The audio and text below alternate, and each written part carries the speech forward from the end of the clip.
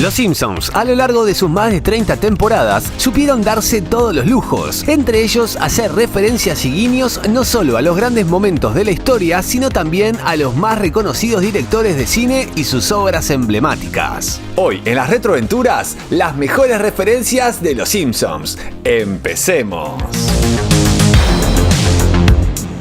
Si bien los Simpsons han focalizado sus referencias principalmente en el cine clásico, también supieron hacerlo con eventos históricos trascendentales, guiños que quizás se nos escaparon de largo cuando descubrimos la serie en nuestra infancia, pero que con el paso del tiempo empezamos a comprender. Luego de que Bart y su pequeño ejército lograra abatir a Nelson Mott's y sus aliados en el capítulo número 5 de la primera temporada, todo el batallón celebra victorioso en las calles de Springfield y es justo ahí donde aparece esta referencia clave. El 14 de agosto de 1945, a pocos días de haber recibido 2 bombas atómicas en su territorio, Japón se rindió definitivamente y con eso se puso fin a la Segunda Guerra Mundial. Ese mismo día en Estados Unidos, mucha gente salió a celebrar a las calles de las principales ciudades y fue justamente en Times Square de Nueva York donde el fotógrafo Alfred Einstein tomó esta icónica imagen de un marinero besando a una enfermera. Algunos años más tarde, en los primeros minutos del 14º capítulo de la sexta temporada titulado El cometa de Bart, podemos detectar otra referencia histórica, en este caso un poco menos conocida en nuestra región. Cuando Skinner ve el globo que Bart suelta con su imagen, le ordena a Willy que lo derribe inmediatamente de un escopetazo. Al fallar el disparo, 2 aviones de combate estadounidenses que transitaban por la zona entienden eso como un ataque y es el propio radar quien interpreta que la hostilidad provenía de un avión de combate iraquí. En consecuencia, deciden dispararle. Al hacerlo, los misiles destruyen sus propias aeronaves y los pilotos deben autoeyectarse para salvar sus vidas. Todo esto es una referencia a los eventos ocurridos en abril de 1994, cuando los pilotos de un avión de combate F-15 del ejército norteamericano identificaron erróneamente a 2 helicópteros Black Hawk de su propio bando como aeronaves iraquíes. Sin dudarlo demasiado, abrieron fuego y de esa forma destruyeron los helicópteros y a sus 26 tripulantes, entre ellos personal civil y miembros del servicio militar estadounidense. A esto justamente hace referencia esa secuencia de este capítulo en particular. Dentro de los guiños y homenajes musicales, posiblemente el más característico y recordado es el de los borbotones, conocidos en España como los Solfamidas y en Estados Unidos con su nombre original B-Sharps. Este episodio fue el primero de la 5ª temporada y se pudo ver por primera vez el 30 de septiembre de 1993. Fue el último capítulo escrito por Jeff Martin en la década del 90 y fue justamente él quien volcó una infinidad de gags humorísticos y citas de los Beatles. Si bien los 4 de Liverpool han tenido sus momentos dentro de la serie, este episodio está dedicado al 100%. Todo comienza una mañana en una feria de antigüedades, donde Marge también tiene su stand en el que se puede ver el retrato de Ringo Starr que pintó en uno de los últimos capítulos de la segunda temporada. Inspeccionando los distintos puestos, Bart y Lisa encuentran un disco de vinilo muy particular. Se trata de Meet the B-Sharps o Conozca a los borbotones, una más que clara alusión al disco Meet the Beatles que la banda británica publicó en enero de 1964 y que resultó ser la puerta de entrada al mercado musical norteamericano. Inmediatamente después de eso, Homero comienza a contar la historia de su grupo musical y nos remonta a la taberna de Moe en 1985, pero en este caso el local aparece con el nombre cambiado, Moe's Cavern, en una clara referencia al The Cavern Club de la ciudad de Liverpool, lugar donde Brian Epstein conoció a los Beatles en uno de los más de 290 shows que el grupo dio en ese mismo sitio. Además de recorrer parte de la historia del cuarteto de Springfield, sus grabaciones, sus shows, sus premios e incluso cuando conocieron al mismísimo George Harrison, Homero nos muestra el segundo álbum de los borbotones titulado Bigger Than Jesus o Más Grandes que Jesús, otra nítida referencia a uno de los momentos más polémicos en la carrera de los Beatles. Declaraciones que el grupo pagó caro ganándose el odio de gran parte de la comunidad religiosa, que incluso llegó a organizar quemas de discos, fotografías o cualquier cosa que tuviera la imagen del cuarteto de Liverpool. Los borbotones también tuvieron su Yoko Ono, que de un modo u otro colaboró a la disolución del grupo, llevándolo a Barney por el nauseabundo camino de la música experimental. Number 8. Number 8.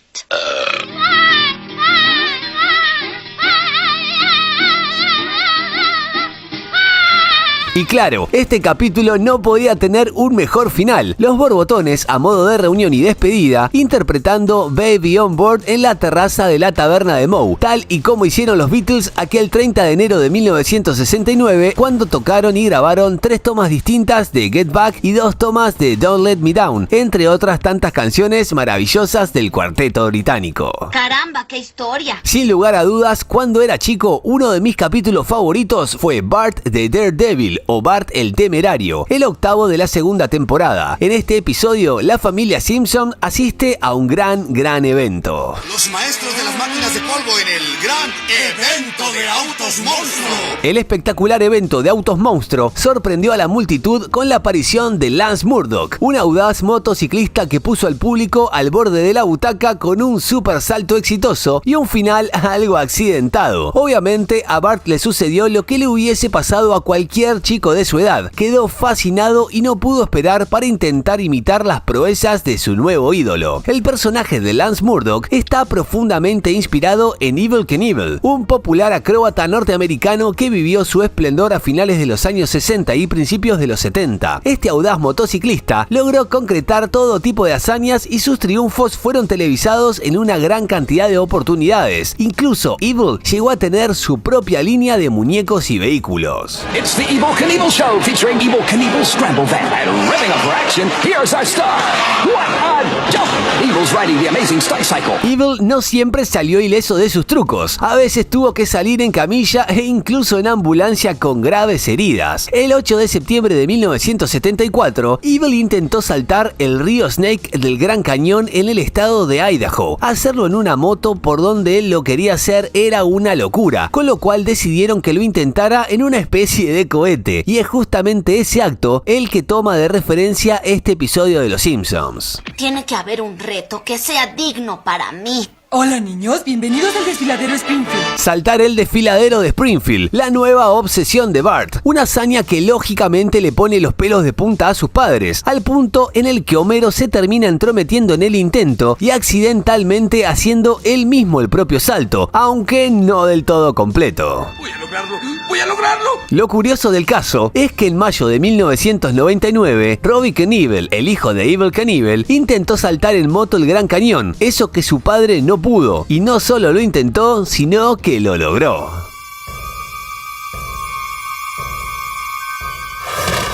En 1991, un joven escritor y humorista tuvo la oportunidad de aportar su talento a esta serie que se estaba volviendo sumamente popular a lo largo y ancho del planeta. Conan O'Brien, nacido en los suburbios de Boston, Massachusetts, por aquel entonces ya estaba escribiendo guiones y apareciendo en pantalla como extra en el programa Saturday Night Live. Sin embargo, en noviembre de 1992, se puso al aire un capítulo escrito por él mismo titulado New Kid on the Block, o La Chica Nueva. Se vende la casa de al lado de los Simpsons.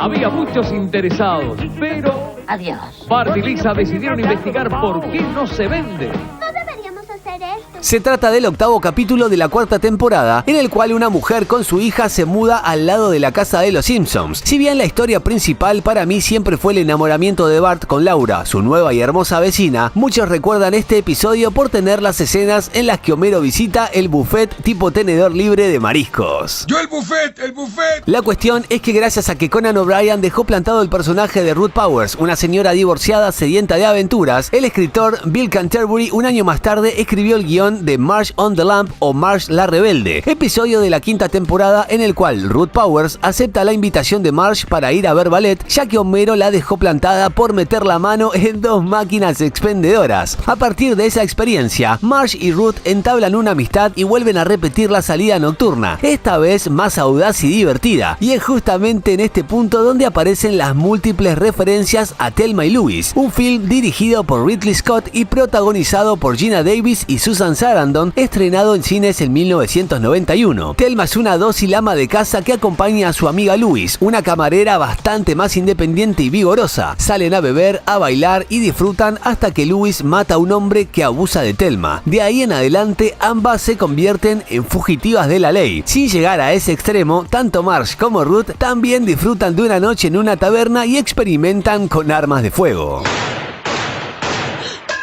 ¡Le di! Luego de ser perseguidas durante un buen rato por las fuerzas policiales, al igual que en la película, estas dos mujeres llegan al borde de un acantilado. Eso sí, ambas historias con finales opuestos. Volviendo a la cuarta temporada, hay que mencionar el 12º capítulo titulado Marge contra el monorriel, el segundo guión de Conan O'Brien en Los Simpsons. Luego de recibir $3 millones como multa por parte del señor Burns por haber sido encontrado culpable de esconder desechos nucleares en un parque de la ciudad, el gobierno de Springfield abre una convocatoria para debatir sobre el futuro de esos fondos extra. Escucharemos sugerencias para el empleo de los $2 millones. ¿No son $3 millones? Claro, qué tonto fui. Contratar más bomberos, más oficiales de policía y reparar el pavimento de las calles fueron las principales propuestas, pero sin previo anuncio apareció un personaje totalmente inédito. Me llamo Ricky Mandino. Y vengo a presentarles a ustedes una gran idea. La idea de construir un monorriel en Springfield, el moderno medio de transporte que muchas grandes ciudades tienen, pero en este caso en un pequeño pueblito, una estafa a todas luces. Este capítulo memorable no solo nos dejó frases de colección. A la grande le puse cuca. El ballet cósmico ha empezado. Además de eso, también una introducción hiperreferencial a una de las series más populares de los años 60 de Hanna-Barbera. Simpson, yo soy Simpson. Este capítulo está basado en una película de 1962 titulada The Music Man y conocida en español como Vivir de Ilusión. El profesor Harold Hill llega a un pequeño pueblo del estado de Iowa con la idea de estafar a los habitantes del lugar. No les vende un monorriel, pero sí el plan de crear una banda musical juvenil con instrumentos, uniformes y toda la parafernalia. Como pueden notar en imagen, las referencias del capítulo de Los Simpsons son más que evidentes. El estafador luce muy parecido e incluso presenta el plan con una pegadiza canción y un improvisado desfile por las escalinatas del ayuntamiento. Otras de las mini referencias en este episodio pueden notarse en los primeros minutos cuando entra al juzgado el señor Burns, que lo hace justamente al igual que Hannibal Lecter en el film The Silence of the Lambs, conocida en Hispanoamérica como El Silencio de los Inocentes. Luego de intentar engañar a los presentes con un nombre falso y un hermoso bigote, el mismísimo señor Burns escapa con Smithers gracias a una técnica que referencia al Batman de Tim Burton de 1989. La frutilla del postre es la participación del mismísimo Leonard Nimoy y la aparición de la famosa dona gigante que, dicho sea de paso, mostré en detalle en el episodio donde visité locaciones de películas en la ciudad de Los Ángeles. Analizando el sexto episodio de Noche de Brujas que se pudo ver en la séptima temporada, podemos estar 3 siglos mencionando referencias cinematográficas, principalmente porque se trata de un homenaje a varios films del género terror, suspenso y ciencia ficción, entre ellos El ataque de la mujer de 50 pies y claro, Pesadilla en lo profundo de la noche. Sobre esta quiero poner el foco en particular. En este caso, el jardinero Willy es un equivalente a Freddy Krueger que mata en los sueños. Sin embargo, Bart logra eliminarlo con una trampa de arenas movedizas. Al caer en la emboscada, Willy empieza a mutar y se transforma en distintos vehículos y personajes, algo muy similar al momento de destrucción del T-1000 en Terminator 2. A pesar de no tener ningún capítulo dedicado al 100%, Terminator 1 y Terminator 2 fueron homenajeadas y referenciadas en diferentes oportunidades, además de la que acabo de mencionar. Claro, posiblemente el guiño más sostenido conceptualmente se dio en el 16º episodio de la quinta temporada titulado Homero ama Flanders. Es justamente en esta entrega en la que Homero, al intentar pasar más tiempo con su vecino, por el cual ahora se ha obsesionado, termina acercándose de una forma perturbadora, colándose entre los arbustos como si fuera Robert Patrick atravesando una reja, e incluso persiguiendo a la familia e intentando treparse al vehículo como el mismísimo T-1000 programado por Skynet. Otra de esas referencias, aunque algo más sutil, tuvo lugar en el 14º episodio de la segunda temporada titulado Principal Charming o El último tren. Por pedido de Marge, Homero tiene la difícil tarea de conseguirle un novio o al menos una cita a Selma. Es así que al transcurrir su vida diaria comienza a afilar su mirada observando detenidamente a cada mamífero masculino que se pone en su camino. Y acá llega la referencia. Cuando lo hace, analiza las virtudes y defectos de los posibles candidatos desde una óptica subjetiva y mostrando en pantalla una mira y la información en texto computarizado. Contras posibles desviaciones. Exactamente de la misma forma que James Cameron nos metía en la perspectiva del T-800 a la hora de evaluar sus respuestas en Terminator 1 o de analizar el entorno de los individuos en Terminator 2. Pocos capítulos me han dejado tan desconcertado en su momento como el 10º de la 7ª temporada titulado El episodio espectacular 138 de Los Simpsons. Nunca entendí muy bien qué era lo que estaban celebrando. Además, estaba plagado de chistes internos y bromas que se hacían entre los miembros del staff y los guionistas, además de mostrarnos los primeros fragmentos animados de Los Simpsons que se pudieron ver en el show de Tracy Ullman. Troy McClure también nos introdujo algunas escenas eliminadas que no habíamos visto hasta ese entonces, y acá llega la referencia. Libere al robot de Lorenzo Lamas.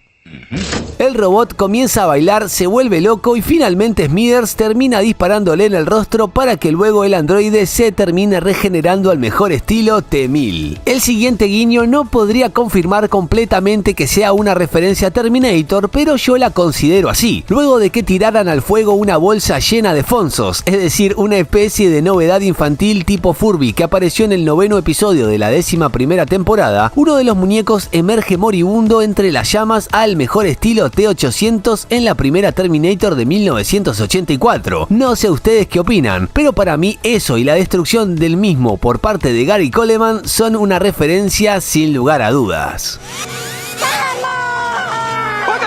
Esta imagen de Apu sobre el techo de su propia tienda empuñando una escopeta que corresponde al 11º episodio de la 5ª temporada parece muy delirante, pero fue algo que realmente sucedió. En 1992 la ciudad de Los Ángeles se vio colapsada por una serie de disturbios cuando 4 policías fueron absueltos ante la acusación de uso excesivo de la fuerza tras golpear al afroamericano Rodney King. Una gran parte de la comunidad no estuvo nada de acuerdo con el veredicto, lo que llevó a saqueos e incendios en la ciudad. Para proteger sus negocios, algunas personas se atrincheraron en sus terrazas al igual que Apu en este episodio. En los años 90, el director de cine Quentin Tarantino estaba en boca de todos. Es que claro, cada film que estrenaba era mejor que el anterior, y Los Simpsons a lo largo de su historia le dedicaron varios guiños, entre ellos este del capítulo 21 de la 7ª temporada titulado 22 películas cortas sobre Springfield, un episodio repleto de secuencias pequeñas que se iban interconectando entre sí, y es justamente acá donde podemos encontrar el lazo directo con Pulp Fiction de 1994, conocida en Hispanoamérica como Tiempos Violentos, una película descomunal que puso a Tarantino en lo más alto del cine alternativo de la década del 90. 2 años antes del estreno de Pulp Fiction, Tarantino estrenó Reservoir Dogs o Perros de la Calle, otra historia cruda y violenta como solo Quentin sabe narrar, y fueron nada más y nada menos que Tom y Daly los encargados de referenciar el film en el 13º episodio de la 8ª temporada. Aquí trato de decir que la violencia impregna nuestra sociedad hasta en la caja de cereales.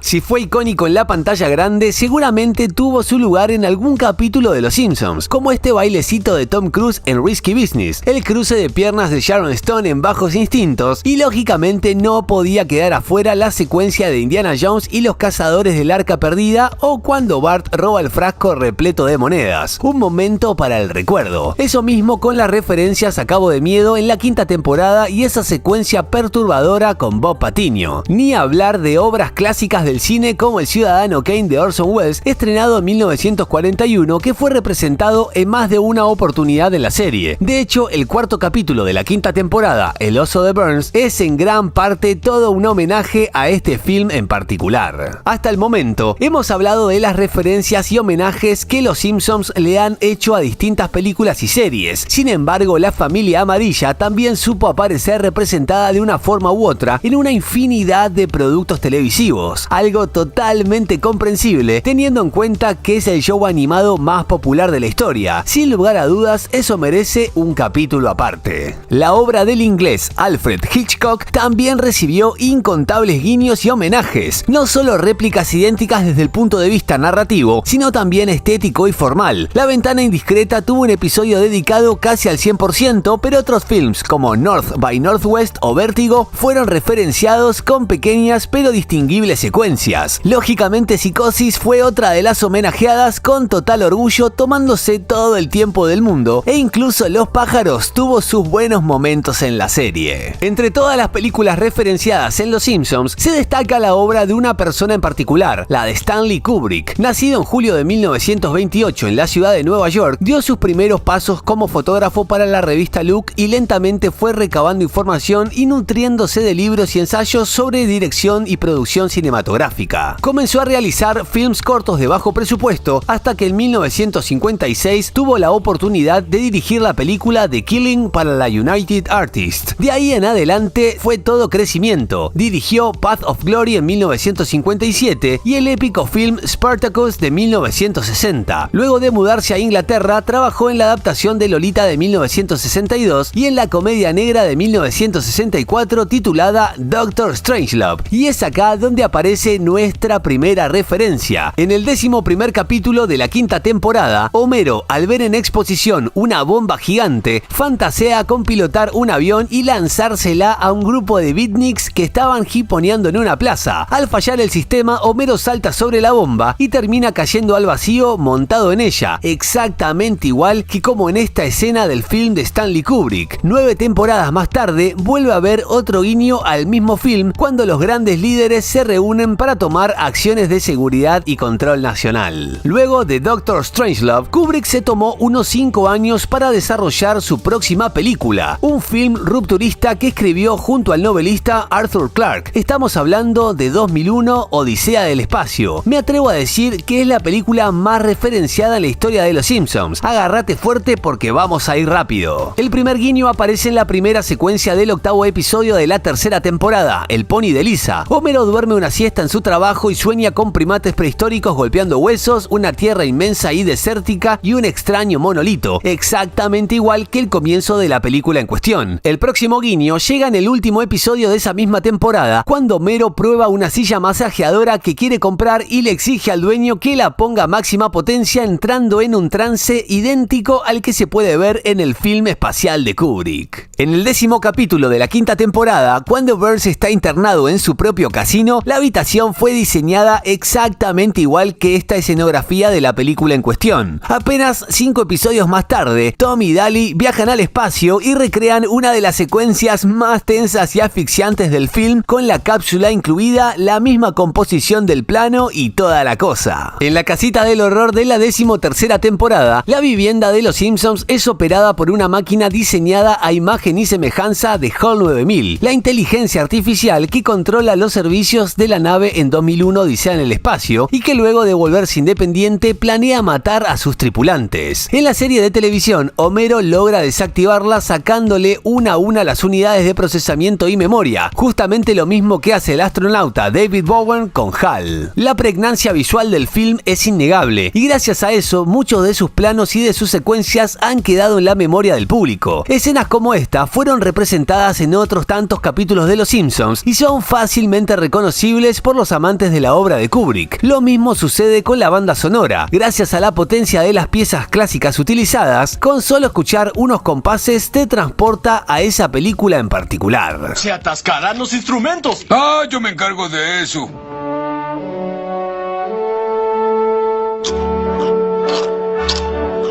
Luego de ese titánico rodaje, Stanley comenzó a buscar un nuevo proyecto que fuera más simple y que pudiera realizarse con un presupuesto más acotado. Fue así que comenzó a trabajar en una película que vería la luz en 1971, A Clockwork Orange, conocida en nuestra región como La Naranja Mecánica. Un film crudo, violento, posmoderno y controversial basado en la obra del escritor Anthony Burgess. A pesar del acotado presupuesto y de la prohibición del film en varios países del mundo, entre ellos España y Argentina, la película fue todo un éxito de taquilla, dejando una profunda marca cultural. En el tercer especial de Noche de Brujas que pudimos ver en la 4ª temporada, es Bart quien justamente elige disfrazarse de pies a cabeza de Alex Delarge, el protagonista de La Naranja Mecánica. Dicho sea de paso, en esa misma celebración, el abuelo Simpson cuenta una historia que es básicamente una referencia directa a King Kong de 1933, en blanco y negro y con todos los detalles. En el 16º episodio de esa misma misma temporada, aparece otro guiño fugaz. Como parte de un trabajo escolar, Lisa usa a Bart como un conejillo de indias para realizar algunos experimentos de comportamiento y lo expone a una lógica en la cual al tocar un panquecito recibe una descarga eléctrica. Por lo tanto, su cerebro desarrolla una especie de miedo a volver a hacerlo. La referencia apunta justamente a las consecuencias del proceso experimental de corrección de conductas al que Alex DeLarge fue expuesto en La Naranja Mecánica. Pasó de ser un abusador a no poder siquiera pensar en hacerlo. La escena más intensa y característica de ese experimento científico también tuvo su referencia en el 19º capítulo de la tercera temporada, cuando Burns y Smithers adoptan a Huesos e intentan convertirlo en un perro agresivo. Una más aparece al final del 17º capítulo de la séptima temporada y es cuando Smithers alimenta a Burns mientras se recupera de unas lesiones, exactamente igual que Alex en la última escena de este clásico de los años 70. La película volvió a ser referenciada en la 16ª temporada, pero hablar de todo aquello que haya sucedido de la temporada 15 en adelante es perder el tiempo. En mi humilde opinión, Los Simpsons de la primera a la quinta temporada son gloriosos. De la sexta a la octava, muy buenos. De la novena a la 14ª, aceptable. Y de ahí en adelante, realmente inmirable. En 1975, Stanley Kubrick estrenó Barry Lyndon, un film de época muy particular con una fotografía realmente destacada. 5 años más tarde, es decir, en 1980, una adaptación literaria de Stephen King llegó a la pantalla grande, The Shining, conocida en español como El Resplandor. La historia de una familia que acepta la propuesta de cuidar un hotel durante los meses de invierno en el cual permanecerá cerrado. Esta maravilla del suspenso también tuvo sus momentos en Los Simpsons. De hecho, fueron varios. El primero que se me viene a la mente es Bart intentando usar dotes telepáticos para que Homero se acuerde de recogerlo luego del partido de fútbol infantil, similar a la escena en la que el pequeño Danny Torrance se comunica con Dick, el contacto de referencia que tiene la familia fuera del hotel. Inmediatamente después, Milhouse escribe a la inversa el texto Pick up Bart o Recoge a Bart, como un claro guiño a lo que Danny hace en la puerta del baño de la habitación del hotel, Red Room, o a la inversa Murder, asesinato en inglés. En la secuencia de títulos del 9º capítulo de la quinta temporada, Bart escribe en el pizarrón de la escuela la leyenda All Work and No Play makes Bart a dull boy, traducido como todo trabajo y nada de juego hacen de Bart un niño aburrido. Una nítida referencia a los textos que Wendy descubre que su marido Jack estuvo escribiendo compulsivamente en vez de la historia que se suponía que estaba redactando. El mismo texto aparece en esta doble referencia, temporada 8, episodio 10, el capítulo donde podemos ver a Mulder y Scully de los X-Files o los Expedientes Secretos X. Por lo general, esa serie de Chris Carter pone en contexto al espectador con información en pantalla de la localización y el horario. Acá lo mismo, pero sumando esa referencia del Resplandor. Esta obra maestra de Kubrick tuvo su episodio dedicado y se trató de La Casita del Horror número 5, que formó parte del 6º episodio de la 6ª temporada. Acá no hay mucho que explicar porque es todo idéntico. Un hermoso homenaje de punta a punta. El capítulo tiene todo: la llegada de la familia, la presentación del lugar, el laberinto de arbustos, la escena de la máquina de escribir, el bate de béisbol, la comunicación con la policía e incluso el final. Una genialidad absoluta. La temporada 11 también se permitió un pequeño guiño en el capítulo 17, cuando Bart del futuro se toma una cerveza y se la sirve un fantasma. En 1987 llegó a la pantalla de los cines un nuevo film de Stanley Kubrick titulado Full Metal Jacket o La Chaqueta Metálica, una película bélica pero con el toque desvergonzado clásico de su creador. Fue justamente sobre esta obra que los Simpsons se permitieron una de las primeras referencias cinéfilas en el 5º capítulo de la primera temporada titulado Bart el General.